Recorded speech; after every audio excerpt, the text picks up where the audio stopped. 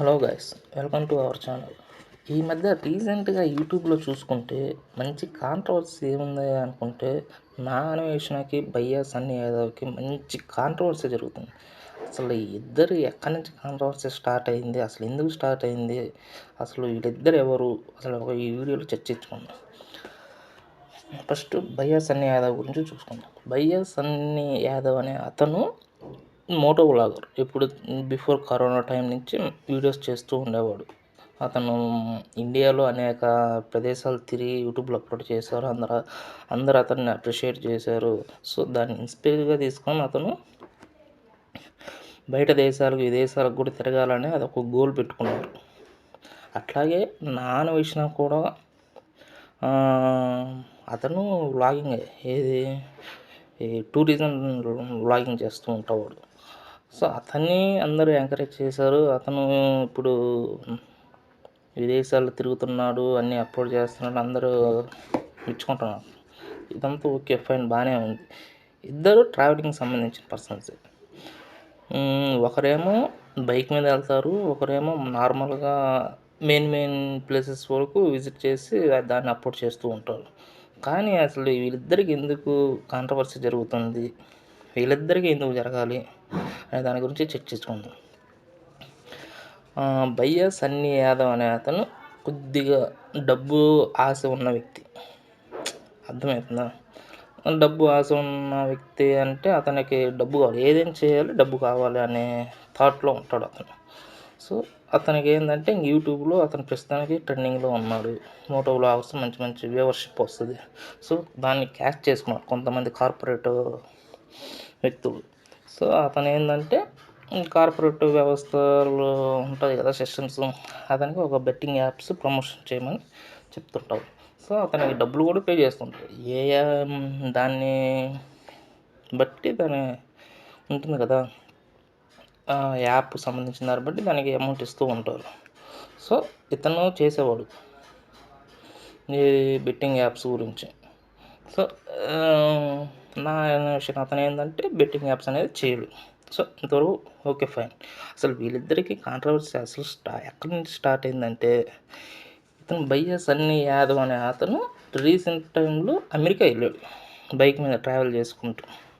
అది డైరెక్ట్గా ఇండియా నుంచి యూఎస్ఏకి రోడ్ ట్రాన్స్పోర్ట్లో వెళ్ళాడా, లేకుంటే ఇతను ఫ్లైట్లో వెళ్ళి అతను షిప్లో బైక్ని ట్రాన్స్పోర్ట్ చేశాడా అనే లాజిక్ అదొక పాయింట్లో ఉంది.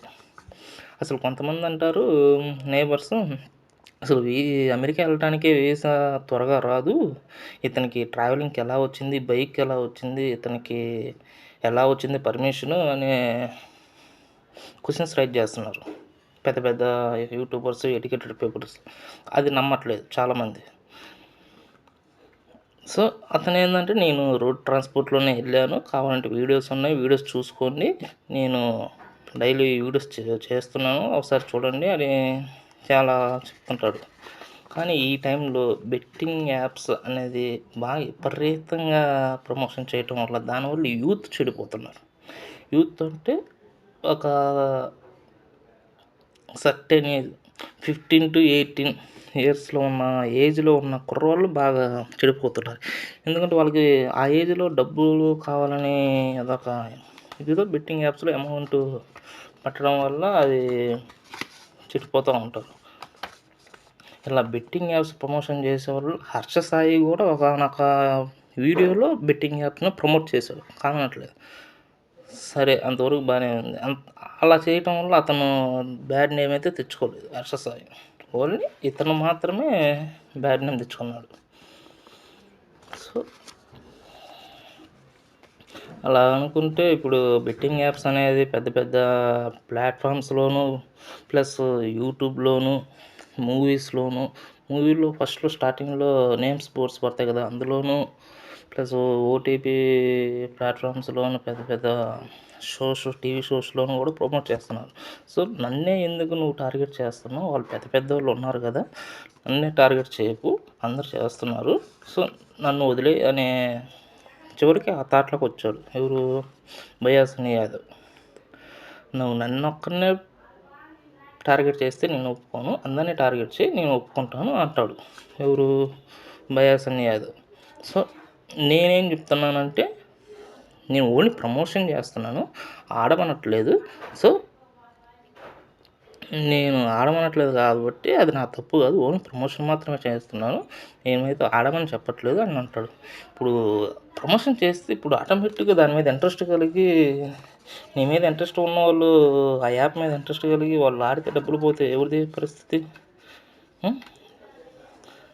అని అంటాడు అన్వేషణ.